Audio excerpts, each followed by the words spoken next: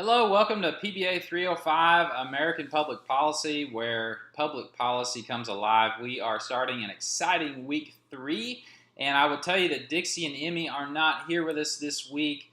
They are very sad to say that they were not able to make it. They're with their grandmother tonight, but they hope to be with you next week. So they're looking forward to seeing you soon.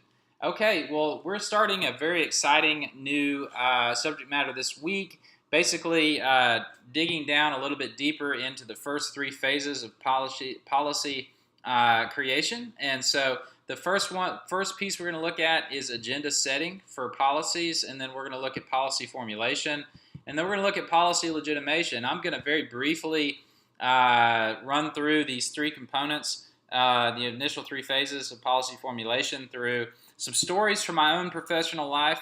So bear with me. Don't fall asleep or anything like that. If I ramble on, I'll try to be as brief as I can. But I hope that they illustrate the point in real world scenarios for you here. So anyway, the first thing, agenda setting. What is agenda setting? First of all, I would define agenda setting as identifying the problem that you have decided you need to create a policy for. So you're setting an agenda item. What can set an agenda? It can be a public interest group. It can be an event. It can be a group, an organic group of people that have come together to say, hey, this is a constituency that have come together to inform a policymaker that there is a problem out there. Okay, or it can be an influencer that presents this problem. Okay, but the bottom line is there is a problem identified, and we're going to make a policy to fix it. Okay, that's the bottom line. That's what policy is: problem solving. Okay, and deciding who gets what to solve that problem. Okay, so here we are let's rewind to 2006. I am at the Environmental Protection Agency in Washington, D.C., serving as deputy speechwriter to the EPA of the administrator, the EPA administrator of the EPA. And we are faced with a public health crisis. What is that public health crisis? It is pandemic influenza. The birds are flying over from China. They're sick with the flu. They're not only going to kill our birds, they're going to kill Americans with the flu, with this deadly strain of flu that's going to mutate and spread across the United States. And so this was a real perceived threat at the time. And our agency was called by the president to help with the response to this potential crisis. Okay, and the Health and Human Services Department and the Secretary of the Health and Human Services was the lead agency and the lead secretary involved in the response. But EPA was called on because there were environmental factors involved to play a support role. And so, what did we do specifically at the office there? We prepared the administrator's talking points. We prepared kind of like a policy brief on the issue for him as he was traveling to this Salt Lake City summit in Utah to talk about the pandemic threat.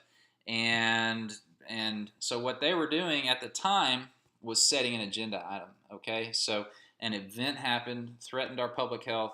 And so they added it as an agenda item and said, look, these people are going to be involved with pulling together a response. Okay, so that's agenda setting. Okay, and that is what happens when there's a problem identified.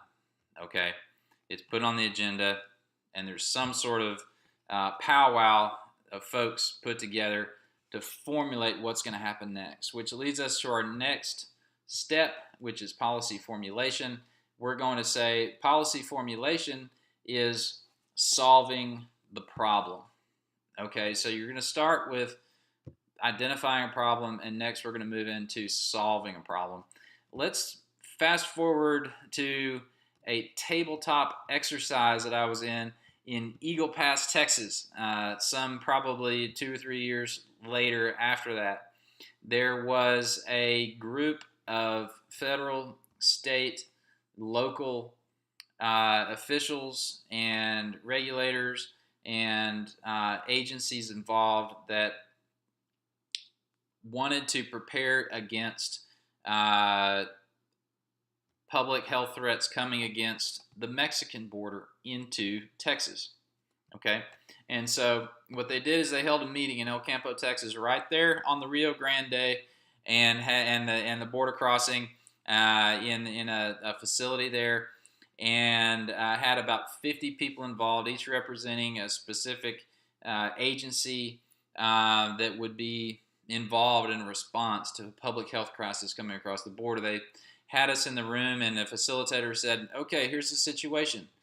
We have 4 Chinese businessmen displaying some very bad signs of pandemic influenza, bird flu, held in a holding tank on the border, who have all the papers that they need to cross the border. What do we do? So you can think of all the implications of this. There are international implications not only for Mexico but for China, because this is their nationality, in the United States, because they are displaying signs of a potential threat that may come into our country through that border facility. What do you do in that situation? Well, basically, this was an exercise where everybody in the room was able to throw out ideas and formulate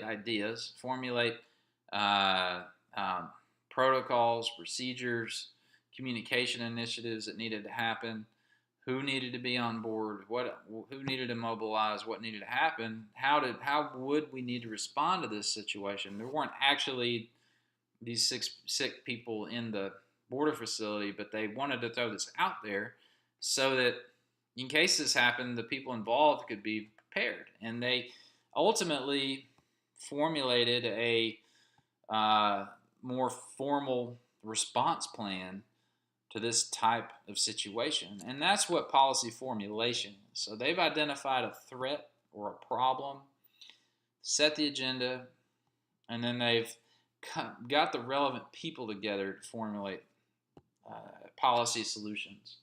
Okay, so the next phase we're going to talk about is policy legitimation.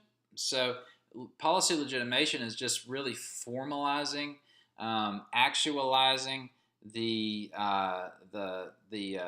once the policies are formulated, actualizing and making these responses official. It can be done through drafting legislation. It can be done through formalizing procedures or policies within an organization, an agency. It could be a business. It could be a public agency. It could be a local, state, or federal agency. So, but formalizing a plan, adopting policies, either that will respond to a problem or that proactively work to solve problems that have been identified. Okay, so that's policy legitimation, where you actually formalize a response. Okay, so these are just I just wanted to share a couple of stories. Walk through the first 3 components of policymaking that we're going to talk about this week. I wanted to keep it brief. I hope I didn't run on too long. Y'all have a great week this week. Let me know if you have any questions. I'm pretty much always available. 936-205-8236. And we'll look forward to talking to you later. All right, thanks.